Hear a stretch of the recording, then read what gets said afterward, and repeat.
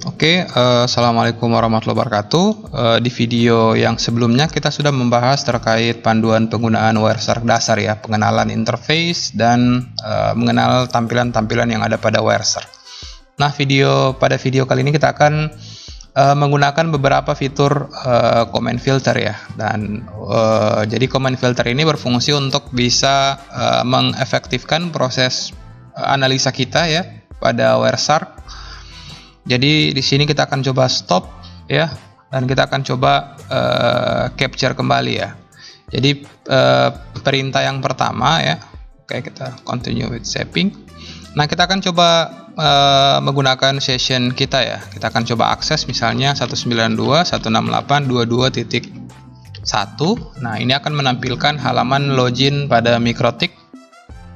Nah, kita akan memfilter request kita ke ini ya. Jadi kita akan filter menggunakan perintah yang akan kita ketikkan pada filter yang di sini. Jadi kita stop dulu.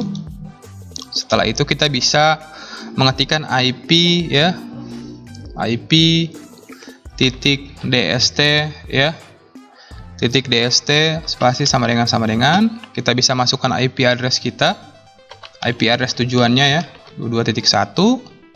Kita bisa enter.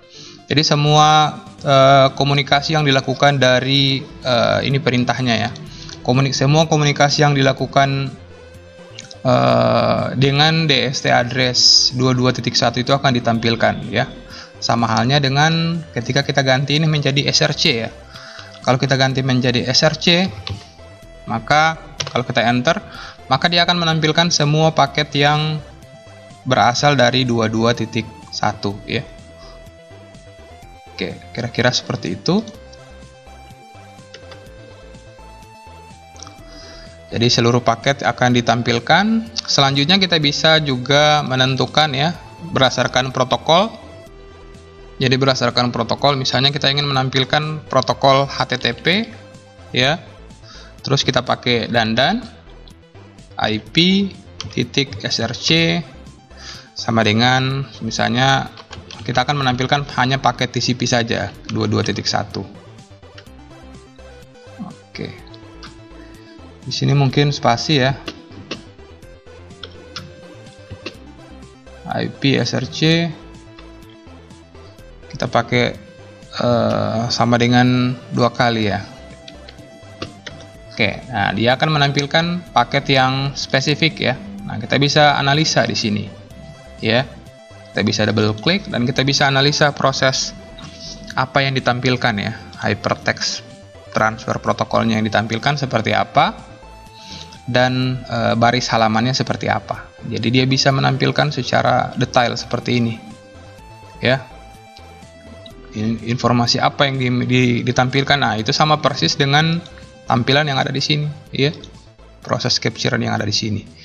Nah, itu penggunaan perintah HTTP ya. Jadi HTTP di sini adalah mendefinisikan protokol apa yang digunakan, dan di sini ada simbol dandan ya. Jadi IP SRC ya. Jadi tujuannya IP yang mengarah ke 22.1 ya. Kita juga bisa menampilkan ya. Misalnya kita ingin tampilkan HTTP, misalnya kita ingin menganalisa antara dua ya. Jadi kita bisa pakai simbol dandan.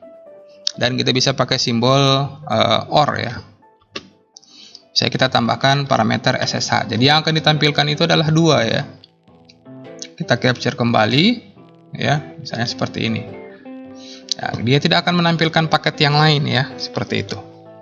Hanya paket yang menggunakan port ya, HTTP, dan port misalnya kita akan melakukan proses SSH ya. Misalnya kita akan lakukan SSH, maka yang akan difilter itu adalah SSH 22.1. Oke. Oh ya, di sini parameternya OR ya. Jadi kita bisa ganti dengan N. Dan kita SSH, harusnya akan ditampilkan filenya ya.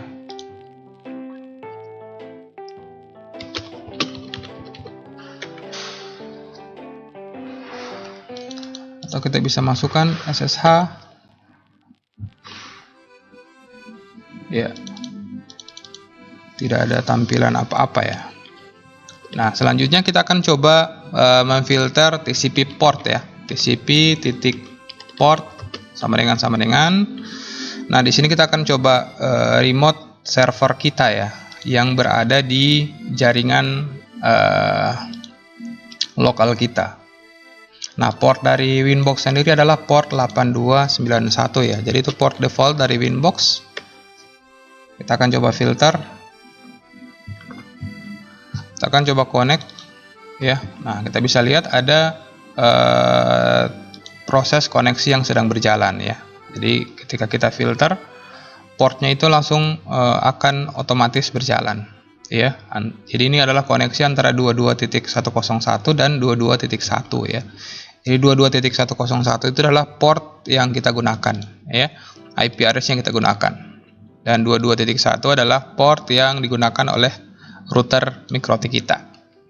Ya, jadi seperti itu ya. Kita bisa menggunakan perintah-perintah ini secara spesifik ya, sehingga bisa mempermudah kita dalam melakukan analisa ya. Oke, kita bisa stop, kita bisa analisa dari paket yang paling atas ya, karena kita lakukan proses login ya. Itu harusnya akan menampilkan informasi yang kita butuhkan ya ketika terjadi error dan lain sebagainya. Kita bisa lihat ya, TCP port ya, menuju ke port mana. Jadi ini adalah proses komunikasi dua arah antara komputer kita dan server ya. Oke, saya rasa cukup ya untuk penjelasan pada video kali ini. Semoga apa yang saya sampaikan bermanfaat. Mohon maaf atas segala kekurangan. Sampai jumpa di video selanjutnya ya, dimana kita akan membahas terkait studi kasus penggunaan. Jadi kita akan menggunakan Wireshark untuk menganalisa ya, misalnya ada user yang sedang melakukan autentifikasi. Nah, kita akan coba analisa apakah user yang digunakan untuk login itu dapat tercapture oleh aplikasi atau tidak. Oke, sekian, semoga bermanfaat. Wassalamualaikum warahmatullahi wabarakatuh.